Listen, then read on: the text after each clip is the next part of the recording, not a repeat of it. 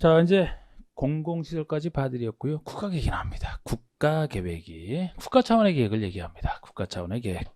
지금까지 배우신 것은 지방계획이거든요. 광역이랑 도시계획은 지방계획을 얘기합니다. 근데 국가계획을 얘기해요. 자, 중앙행정위원회 법률에 따라 수립하거나 중앙행정안이 수립하니까 국가계획 수립하는 거 중앙행정위원장 비슷한 당연합니다. 아니면 다른 사람에 따라 또는 국가의 정책적 목적을 이루기 위해서 수립하는 계획 중에 국가의 정책적 목적을 이루기 위해서 수립하는 계획 중에서도 도시군 기본계획 내용 그냥 도시군 기본계획 내용이에요. 도시군 기본계획 내용 또는 도시군 관리계획으로 결정이 될 사항이 포함된 계획을 얘기합니다. 그러니까 여러분 지금 이것은 도시군 기본계획의 내용이 됐든 도시군 관리계획 내용이 됐든 이 내용은 도시군계획 내용에 속하지만 이 내용 중에서도 중앙행정위원회 법률에 따라 수립한다 또는 국가의 정책적 목적을 이루어서 수립한다라는 말이 들어가면 그거는 국가 차원의 계획이 된다는 얘기입니다. 예를 들어 아까 인천공항 같은 경우 공항은 기반세의 한 종류였죠. 그러면 관리계획의 내용이 됩니다. 근데 인천의 그 국제공항은 관리계획 내용이 됩니다만 인천시 차원에서 한 게 아니고 국가의 동북아 교통 허브 국가의 정책적 목적을 이루기 위해서 했기 때문에 그거는 여기 내용이지만 국가계획으로 설치했다 이렇게 얘기를 하는 거예요. 이게 국가계획 뜻입니다. 그 다음에 용도 지역지구 구역이 나오거든요. 용도 지역지구 구역. 자, 여기 보시죠. 지금 용도 지역지구 구역의 뜻이 나와 있는데 이 뜻 자체는 뭐 시험에 평상시 잘 나오는 건 아니고 한 번 정도는 또 등장하죠. 이 뜻 구별하는 것은 나중에 종류를 중요하게 봐야지 뜻 자체는 뭐 그렇게 중요한 건 아닌데 구별을 한다면 용도 지역은 부동산을 규제하기 위해서 나왔잖아요. 행위 제한하기 위해서. 부동산이 토지와 건축물에 있기 때문에 토지의 이용에 대한 건축물의 용도 등에 대한 제한을 함으로써 그냥 좋은 얘기 적어놨습니다. 그런데 지구를 보시면은 제가 지역을 보충하는 게 지구라고 했잖아요. 그래서 기존 지역을 보충하고 뭐 기능을 기존 지역의 기능 증진 그러면 얘기 나오면 지구라고 보시면 되고 구역은 지역지구는 따로 정하기 때문에 지역지구는 따로 정한다 이런 얘기 나오면 구역으로 보시면 돼요. 그런데 이제 여기서 지금 제가 11월 달에 했던 것 말고 여기서 이제 중복 지정 여부를 좀 추가해 드리려고 하는데 여러분 중복 지정 여부는 혹시 중복 지정 여부가 나왔다 생각해 보세요. 용도 지역끼리 중복 지정이 되느냐 생각해 보라고 하면 책 보면 안 돼요. 저걸 보고 생각해 보세요. 용도 지역끼리 중복 지정이 되느냐 지구끼리 되느냐 구역끼리 되느냐 서로 간에 되느냐 안 되느냐. 자, 지역끼리 한번 생각을 해볼까요? 여기 자, 예를 들어 이 땅이 이런 모양이 있는 이런 땅에 농림지역을 지정하면서 동시에 자연환경 보전지역을 지정한다. 그러니까 이 땅은 하나인데 농림지역이면서 자연환경 보전지역으로 이렇게 지역끼리 중복지정이 될까요? 안 될까요? 돼요? 돼도 여기는 농사짓는 땅인데 또 자연환경 보전하자고요? 농사 짓자는 거예요? 자연환경 보전하자는 얘기예요? 에? 된다고 하시면 어느 쪽으로 하자는 얘기인가요? 이게 농림이면서 자연환경 보전적이면 농사 짓자는 얘기예요? 자연환경 보전하자는 얘기예요? 가능한가요? 그렇게 하는 게?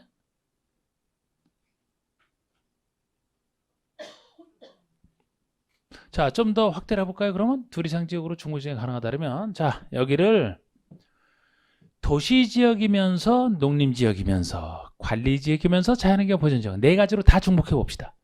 자, 네 개 지역으로 중복하는 거 가능해요? 확실히 안 해요 그러면? 깨끗하네요 그러면. 그럼 용도지역에는 중복지정이 안 된다는 얘기네요? 아니 네 가지를 다 예를 들었으니까 중복이면 둘 이상 지역을 중복하는 거 얘기하는 거니까 안 되겠네 그죠? 안 된다고요. 안 돼 이거는. 아니 땅에 맞게 성격에 맞게 기본적으로 분려놓는 거라 그랬잖아. 기본적으로 땅의 성격에 맞게. 인과 사람이 밀집돼 있으면 뭐를 지정해? 도시지역 지정해야지. 여기다 자연환경 보전지역을 동시에 지정한다고요? 개발하라는 얘기예요? 말라는 얘기예요? 어떻게 하라는 얘기예요? 지역끼리는 중복지정이 안 돼요. 그래서 자 이번엔 지구끼리 되는지 볼까요? 아까 특정도 제한지구 지정하는 곳 여기다 만약에 지구 중에 하나인 고도지구를 지정한다. 동시에. 고도지구로 하면 나중에 보시면 건축 높이의 최고한도를 통제하는 게 고도지구예요. 높이를 최고한도 통제하는 게. 자, 특정도 제한지구 지정하면서 동시에 고도지구를 지정한다. 돼요, 안 돼요? 이건 됩니다. 아무 문제 없잖아요. 아무 충돌이 안 돼. 특정도 제한지구에서는 아까 그 특정 용도 뭐 룸사롱 이런 거 못 들어오게 막으면 되고, 고도지구가 지정돼 있으면 뭐만 통제해요? 들어온 것 중에서 높이만 통제할 뿐에 서로 영역이 달라요. 중부지정 가능합니다. 아무 문제 없어요. 자, 구역끼리 중부지정 되나요? 예를 들어 여기 개발제한구역이면서 이곳에 있는 산지대에서 아직 여러분들 모르시지만 뭐 도시 자연공구역을 지정할 수 있다. 구역끼리 중부지정이 되느냐 안 되느냐? 잘 안 배운 상태에서 물어보니까 그렇죠, 그죠? 돼요, 돼. 결론 말씀드리면 지역과 지구 중부지정 될까요? 이번엔 서로 간에? 돼요? 당연히 지구 지정하는 순간에 중부지정 될 수밖에 없죠. 왜? 지역은 기본적으로 깔려 있다니까요. 지역이 깔려 있는 상태에서 지구를 지정하는 순간에 어느 지역이면서 동시에 어느 지구가 되죠? 되네. 지역과 구역은 중부지정 됩니까? 안 됩니까? 지역과 구역은 돼요? 안 돼요? 안 돼? 돼요? 아니에요? 아니 지금 여기 보니까 지역상으로는 여기 어디예요? 도시지역이죠? 그런데 구역상으로 개발제한구역이죠? 중부지정이 아이 된다니까 왜 안 된다 그래 또. 아니 지역이 깔려있는 상태에서 지구를 지정하는 순간에 지역지구가 되면 구역도 마찬가지죠. 지역이 깔려 있다니까 기본적으로 거기서 구역을 지정하는 순간에 여기는 동시에 도시지역이면서 동시에 개발제한구역이 되잖아요. 행위제한만 이게 따로 정해질 뿐이지. 지역상 자 지구와 구역 중부지정 될까요? 지구와 구역? 안 배웠으니까 모르죠? 돼요. 예를 들어 취락지구 개발장구에 지정될 수 있어요. 나중에 집단 취락지구라고 배웁니다. 그럼 결론을 말씀드리면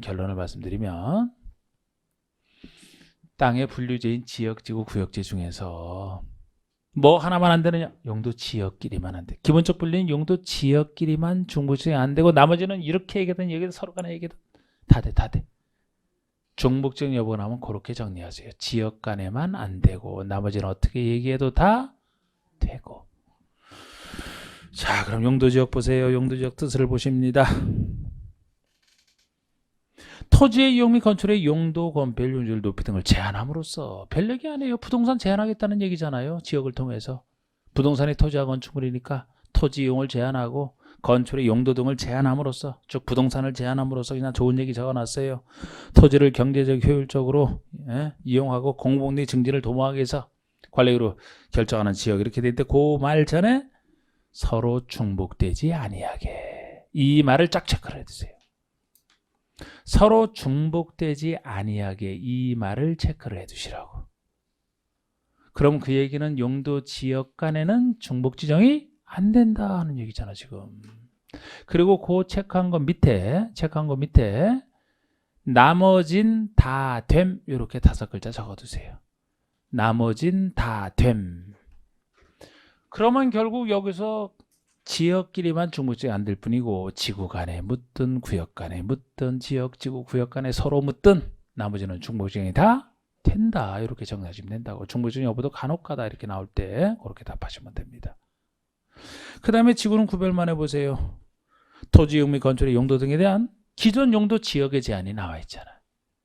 기존 용도 지역의 제한인데 이게 마음에 안 들어서 이걸 보충하고자. 그래서 지역의 제한이 기존에 나와 있는데 지역의 제한을 강화하거나 완화하여 적용함으로써 용도 지역의 기능을 증진시키고 이 말 나오면 용도 지역의 기능을 증진시키고 경관 등을 도모하기 위해서 관리구로 결정하는 지역 이걸 지구라고 합니다. 그러니까 여기 지구의 뜻은 핵심이 기존 용도 지역의 제한이 마음에 안 들고 무엇을 위해서 용도 지역의 기능을 증진시키고자 이 말 나오면 이게 지구다 보시면 돼요. 지역을 보충하는 지구.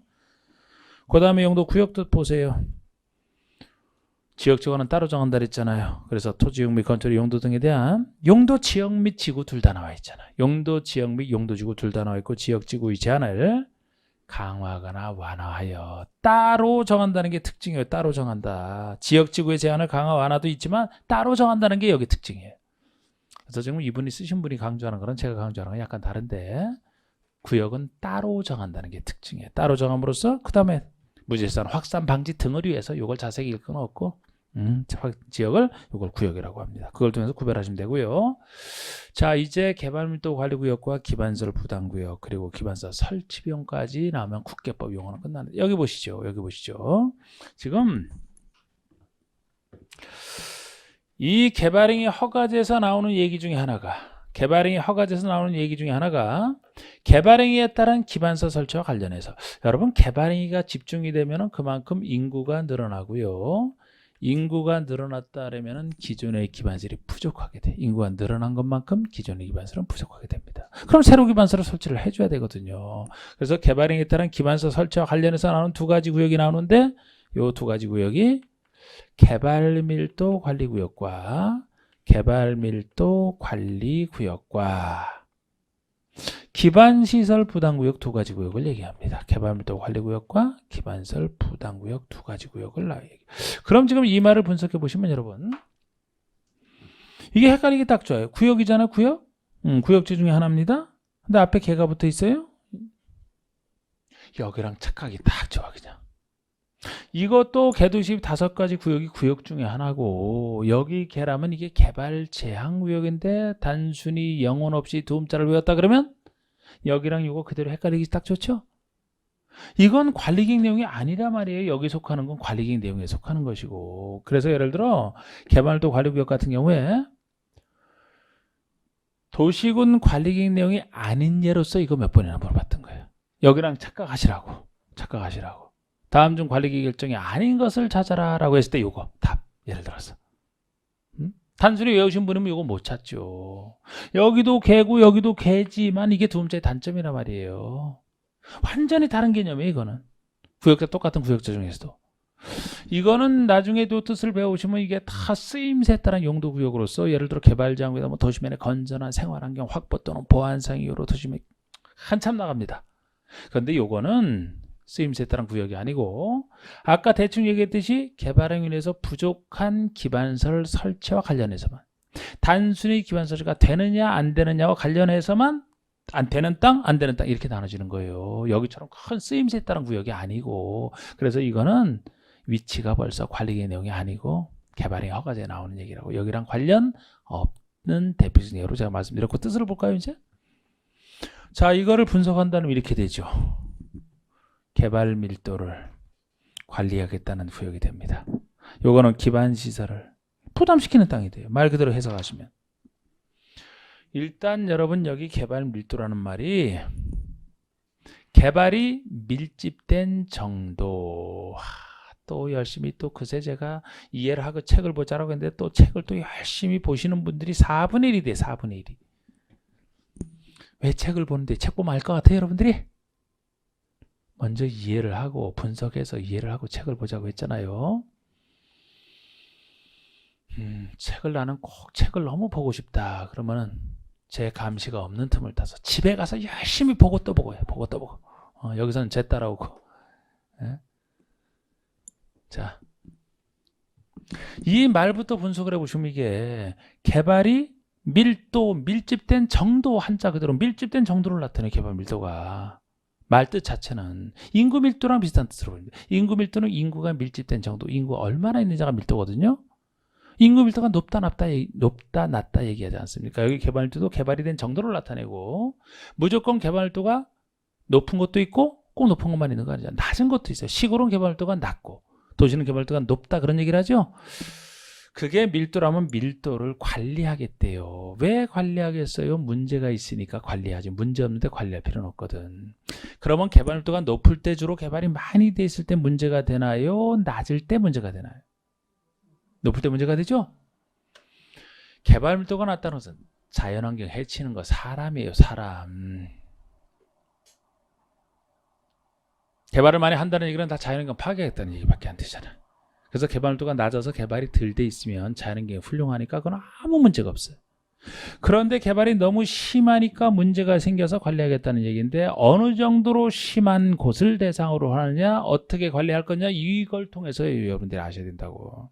그러면 여기는 개발 밀도가 어느 정도로 심하길래 관리 들어가느냐 밀도가 기반세가 곤란하다 이 말이 꼭 나와야 돼요. 자, 항상 제가 이 도로 갖고 말씀을 드리는데 우리 도로가 건설이 도로가 이렇게 있다라면은 기존의 건물이 도로가 이 정도 있다 할 때는 이 도로가 막히지도 않고 아무 문제가 없었어요. 그런데 나중에 개발이 되기를 어느 정도까지 개발이 됐느냐?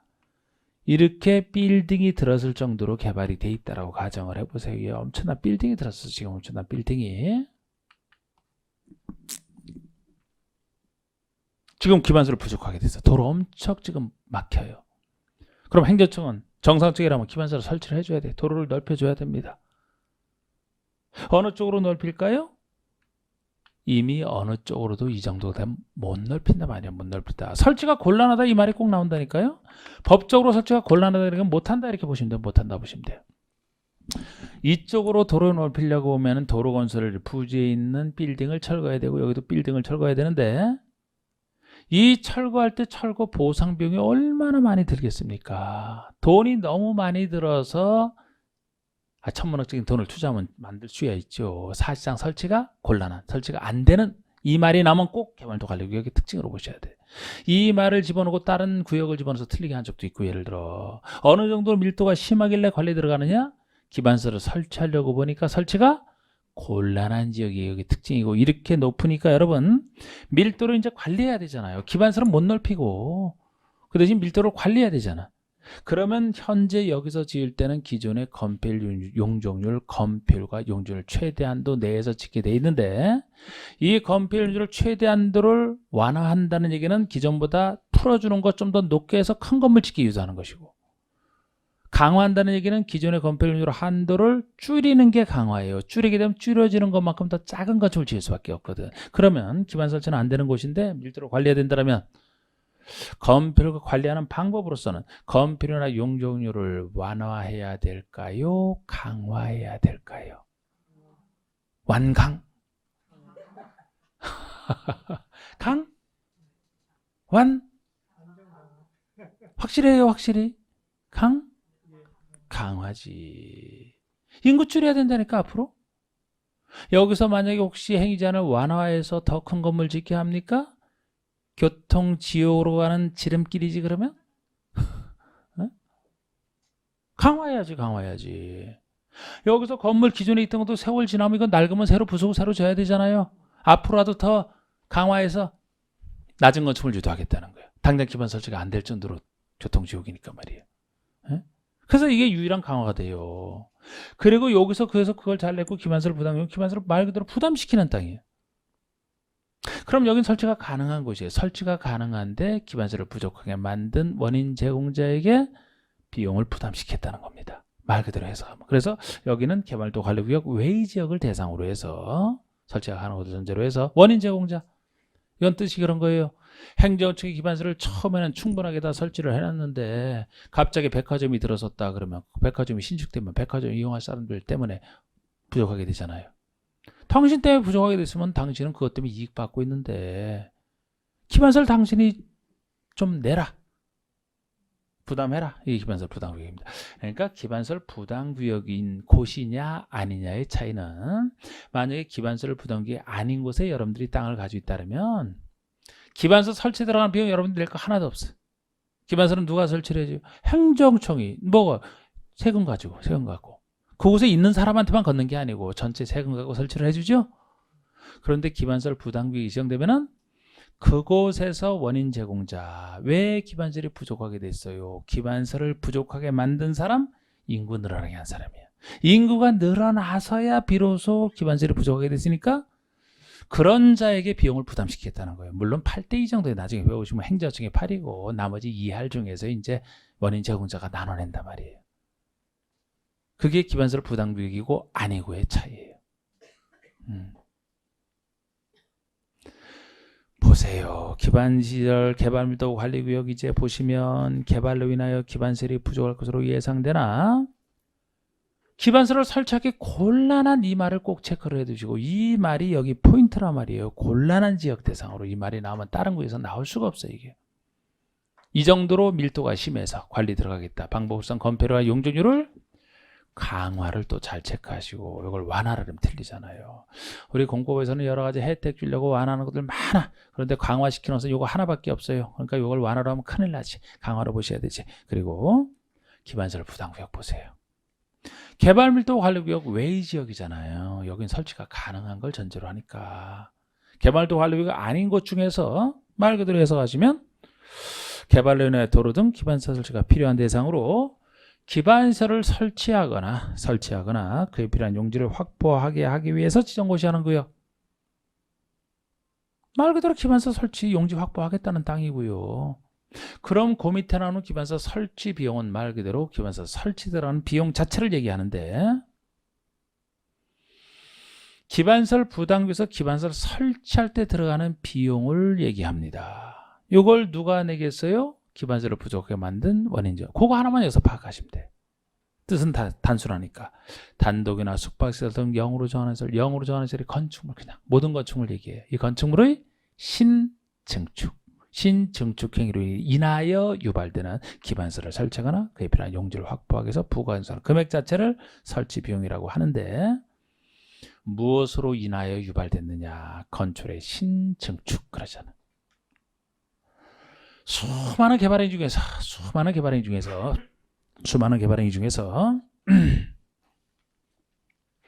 인구를 직접 늘어나게 만드는 개발행위는 요거밖에 없어요. 건축의 신축 증축만. 건축의 건축 5가지 행위 중에서도 나중에 5가지 행위 중에서도 그건 건축에서 나오는 행위인데 이 2가지만이에요. 건물을 신축하면 없던 건축을 새로 만드는 게 신축이기 때문에 신축하면 그 건물 쓸 인구가 늘어나거든요. 백화점 신축하면 당장 부족해지듯이. 증축은 기존 건축을 있는 상태에서 늘려 짓는 게 증축이에요. 그러면 늘려 짓는 부분만큼 기존 인구보다는 늘려 짓는 부분만큼 인구가 늘어나겠죠? 건물의 신축 증축 행위를 하는 자만 직접 인구를 늘어나게 만든 사람이고 이 사람이 기반시설 부담구에서 설치비용을 낼 사람이다 보시면 돼요. 그래서 나중에 이 파트에서는 이걸 가지고 이제 신축 증축 행위를 하는 자 중에서 이렇게 따로 나갈 겁니다. 넘겨보시고. 그러니까 지금요 예제 같은 문제 지금 풀지 마세요. 자꾸 문제 풀고 싶어서 그러는데 자 순서대로 하시면 순서대로. 이런 문제 안 풀어도 돼. 나중에 다 지금 제가 나눠드리는 것도 그 뭐 유학 OX 그거 뭐 꼭 이 정도는 기본에서 꼭 알아야 되겠다 싶은 걸 해놨지만 그 정도나 좀 한번 풀어보시고 순서대로 그냥 나눠드리는 것만 나눠드리는 것도 뭐 풀고 나서 오래 가지고 있지도 말아요. 버려 그냥 풀고 나서.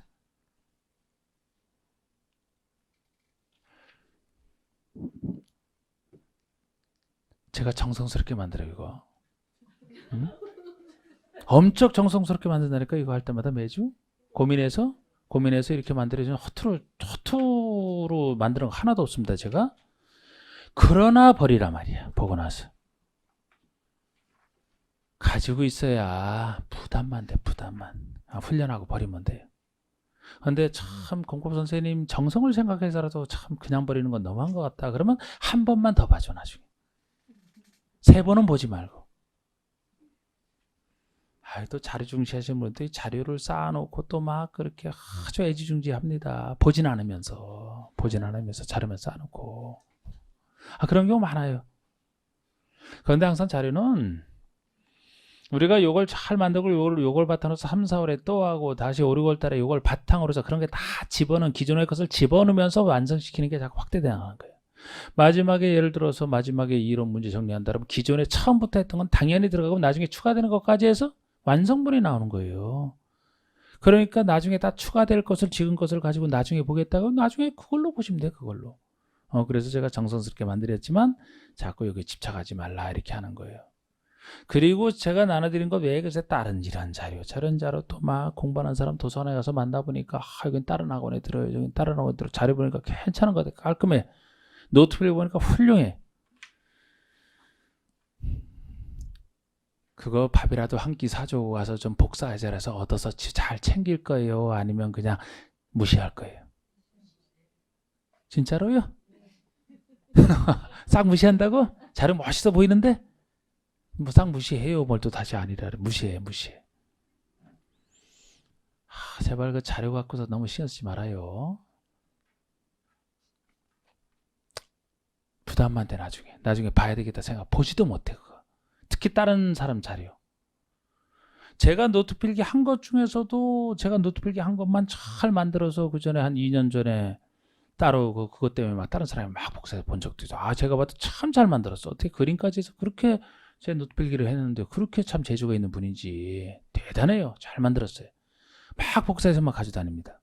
근데 사실 저는 그런 분들에게는 난 그것도 하지 말라 그러는데 제 자료 제 카페에 올라왔고 막 이렇게 했지만 그것도 보지 말라 그런다. 내가 스스로 만드는 자료 아니면 가치 없어요, 여러분.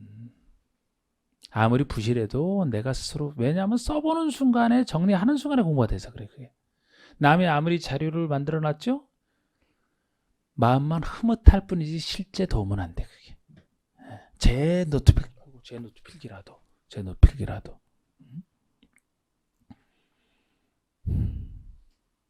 어떤 분은 자료만 갖고 진짜 뭐 엄청나게 막 쌓아놓은 분이 있어요.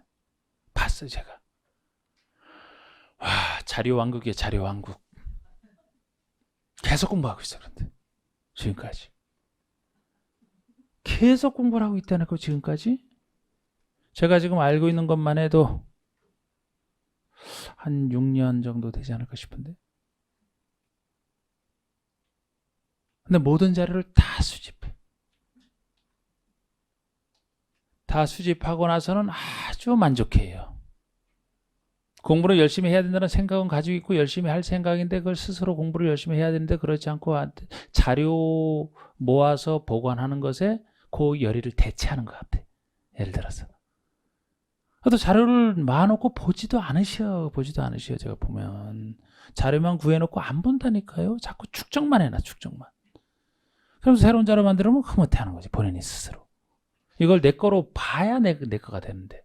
예? 그게 이제 자료 수집의 극단적인 얘기예요. 극단적인데 실제 그런 문제가 받고, 아예 자료 전혀 없이 그냥 이 기본서만 갖고 하는 요약서만 갖고 공부하신 분도 있어요. 오히려 점수가 더 잘 나와. 그게 더 잘 나와. 어차피 우리가 자료는 기존에 이 공부하는 것을 얼마나 정리하느냐에서 이렇게 효율적으로 하기 위해서 나오는 것이지, 진짜 제대로 할 수 있다면 본문 내용 갖고 하는 게 제일 좋아. 예. 근데 이게 잘 안 되니까 자꾸 이 차원에서 보고 저 차원에서 보고 해서 이렇게 해서, 그래서 저도 뭐 자료를 만듭니다. 저는 자료를 항상 최소화시키려고 노력해요. 그래서 기존에 하는 것들 훈련하고 그냥 버리라 이거지. 집착하지 말고. 그래서 나중에 생기는 자료일수록 그거 갖고 이제 내 거로 여러 번 반복하면 돼요. 안에 다 나중에는 초반에는 다 들어가 있어. 다 마지막 갈수록 자꾸 확대되죠. 이제 정리되되 확대가 되지. 지금 짐으로 나가는 것들도 나중에 마지막 정리에는 당연히 들어가 있지. 이런 것들이 다. 그러니까 지금 이런 것도 지금 예제 이런 것도 풀지 마세요. 이런 거. 24, 25번. 아이고 24페이지, 25페이지. 나중에 시간이 남아도 하지 마. 이런 거. 자, 일단 하는 것만 하시라. 넘겨보세요. 자, 26쪽에 가면은, 자, 요거 한번 물어볼까요, 여러분? 아까 배운 것 중에. 자, 국가계획이 있다 칩시다. 국가계획이 있어요. 이 국가계획과 과학역칙이 있다. 뭐가 우선합니까? 뭐가 우선해요? 국가계획이 당연히 우선하지. 국가 차원의 계획인데. 이 둘 중에서는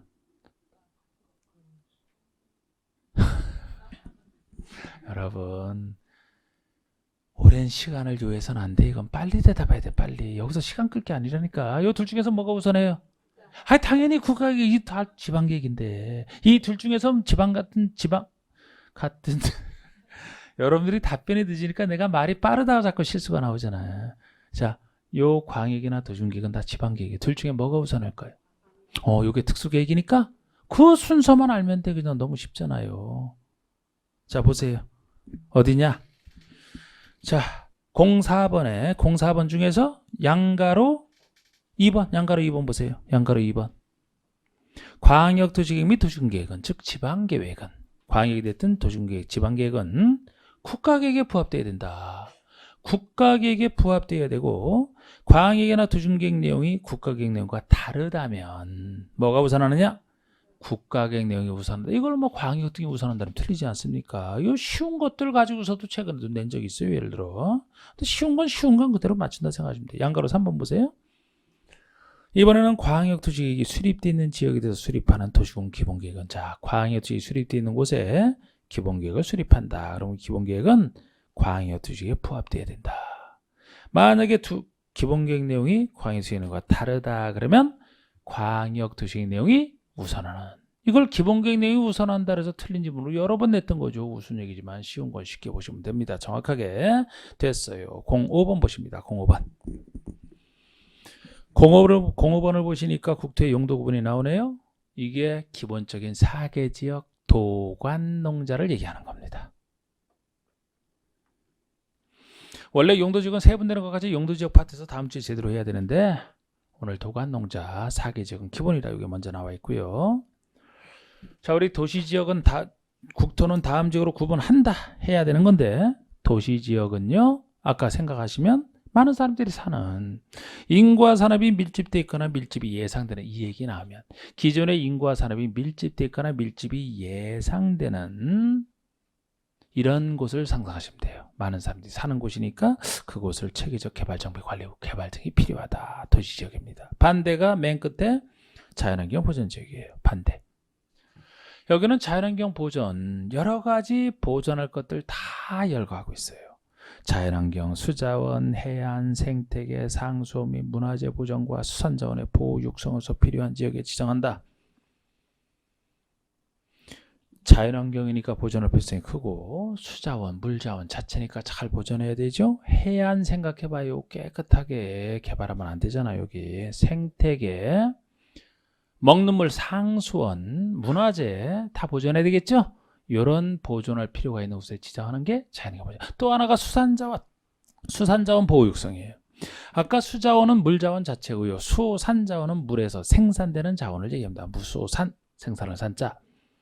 물에서 생산된 자원, 구체적인 말로 수산물 그러잖아. 수산물. 그래서 이 수산자원이 살아있는 곳, 뭐 김양식, 굴양식, 각종 양식하는 곳이면 개발을 하면 오염이 되니까 안 되겠죠. 수산자원의 보호 육성을 위해서는 개발을 막고 잘 보존해야 되는, 이게 자연환경 보전 지정할 걸 수많은 것들 얘기합니다. 이 느낌 딱 잡으셔야 되고, 그 다음에 바로 위에 있는 게 농림지역이에요. 농림지역. 자, 우리 농림지역은 농업과 임업 합친 거 어디에 주로 지정하는지 그거를 살펴볼 텐데, 도시지역에 속하지 아니하는 땅을 전제하는 건 당연하고, 도시지역에 속하지 아니하는 땅 중에서도 농업진흥지역 또는 산지관리법에 따른 보존산지 등으로서 농림업진흥시키고 산림보전을 필요한 곳이다. 주로 농림업진흥을 위해서 지정하는 건 당연한데 어디에 지정하느냐. 농지법상 농업진흥지역 또는 보존산지 등이다. 이걸 알아야 되는 겁니다. 등이라고 해서 농림업진흥을 위해서 지정하는 건 많아요. 많지만 대표적인 땅은 농에 해당되는 게 농업진흥지역, 림에 해당되는 게 보존산지. 이 둘을 잘 보시면 돼요. 그래서 농업진흥지역은 농지법에서 얘기하는 건데 농업을 진흥할 지역이니까요. 농업을 진흥해야 되니까 농사짓기 적합한 땅으로 딱 보는 거예요. 그래서 보존산지는 잘 보존을 산지니까 임업을 해서 나무를 키우고 재배하고 나중에 벌채해서 임산물 생산하는 거기에 적합한 땅으로 보는 거예요. 그래서 농림지역은 예를 들어 대표적인 땅에 농에 해당되는 부분이 농업진흥지역, 림에 해당되는 부분이 보존산지. 농업진흥지역이나 보존산지가 있으면 농림지역 지정하라는 얘기입니다. 그 다음에 관리지역 보시면 아까 관리지역은 나머지 세 지역에 준하는 것이라고 했죠. 그 말이 그대로 있어요. 그래서 도시지역의 인구와 산업을 수용하기 위해서 도시지역에 준하여 체계적으로 관리하거나 농림업진흥, 자연환경, 산림보존을 해서 농림지역 또는 자연환경 보존지역에 준하여 관리할 필요가 있는 지역을 얘기합니다. 도시지역에 준하거나 농림지역 또는 자연환경 보존지역에 준하는, 그래서 결국 관리지역은 세 지역에 준하여 관리할 필요가 있는, 이게 관리지역 뜻이 되고요. 이것이 유명한 도관농자가 되겠습니다. 도관농자 됐고 이제 29쪽 가면은 광역도시계획이 나오는데, 아니 이상하게 이렇게 오늘 진도가 이렇게 늦게 나가네요. 이러면 뭐 요 세 가지 계획 수립 절차는 커녕 지금 여기 들어가는데 지금 뭐 남은 시간 생각하니까 망설여지는데 왜 이렇게 시간이 늦게 됐죠 오늘? 여러분들 생각에는 무슨 원인 때문에 이렇게 진도가 늦어진 것 같을까요? 비가 와서? 아주 외부 환경으로 그냥 싹 돌려버리네. 비가 와서라고. 에휴, 참 고민이네. 이거를 분명히 이 세 가지 계획 중에서 중요한 건 이게 제일 중요한데 내용은 이게 제일 많거든요. 내용은 제일 많은데 골치 아프다. 계획 수립하는 원리만 말씀드리고 어쩔 수 없네. 계획 수립하는 원리만. 자, 여기 보세요. 제가 무슨 다른 잔소리를 하는 바람에 이렇게 된 것 같은데 아무래도 정사직이라고.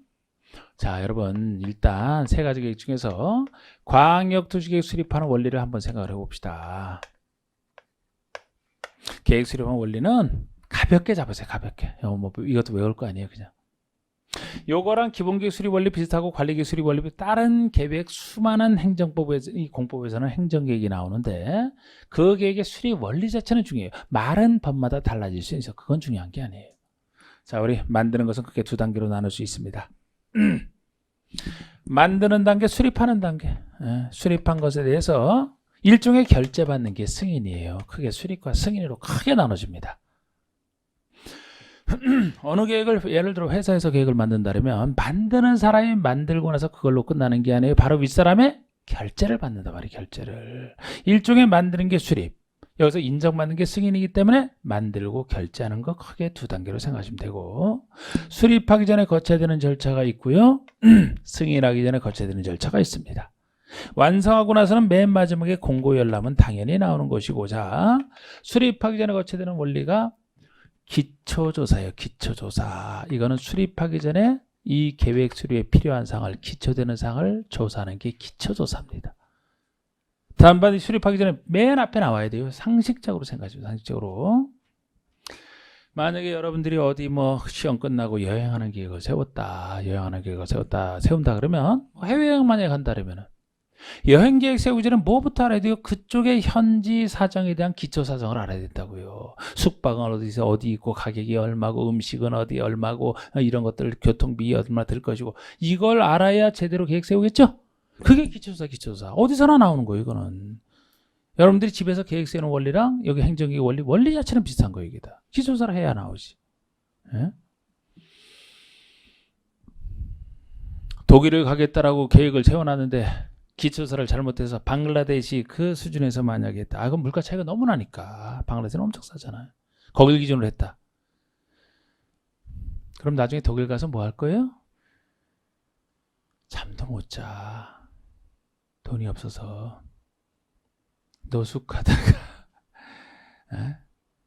빵 같은 거 좀 사 먹다가 걸어올 때 비행기 없어서 걸어와야 돼. 독일에서부터. 기초조사의 중요성. 필요한 사항을 알아야만 된다. 기초조사. 그 다음에 나오는 절차가 민주성에서 나오는 원리가 있어요. 우리나라 민주국가 아닙니까? 그럼 이건 지방계획이에요. 지방계획. 지방에서 주인은 누구예요? 지방 주민이 주인이지. 그럼 여기 만드는 행정청이 주인이 되는 지방 주민의 의견을 잘 반영해야 돼요. 의견을 들어서. 그게 민주성의 원리라는 거예요. 민주국가가 아니면은 민주국가에서는 효율성이 중요하지 않아요. 행정청이 똑똑한 사람이 그냥 계획서 따라오라면 효율성은 뛰어나지. 그런데 시간이 늦어지더라도 민주성이 더 중요한 가치가 되는 거예요. 그래서 어느 계획을 세워도 수립하기 전에 기초조사를 한다면은 해당 주민의 의견 듣는 게 필요해요. 그런데 우리 민주국가 중에서도 간접 민주주의가 원칙이죠. 지방의 의견 듣는 걸 생각할 수가 있어요. 수립권자가 지방의회의 의견을 듣는 걸 생각할 수가 있습니다. 간접 민주주의가 지방의 의견을 듣게 되면 지방의 의견이 뭐예요? 이게 지방민의 의견을 반영하는 거예요. 지방민의 의견을. 국회는 국민의 의견을 대변하는 거 아닙니까? 지방에는 지방민의 의견을 대변하는 단체고 잘못 뽑아놓으면 이 사람들이 자꾸 엉뚱한 말을 해서 그렇지 원래는 지방민 의견을 반영하는 거예요.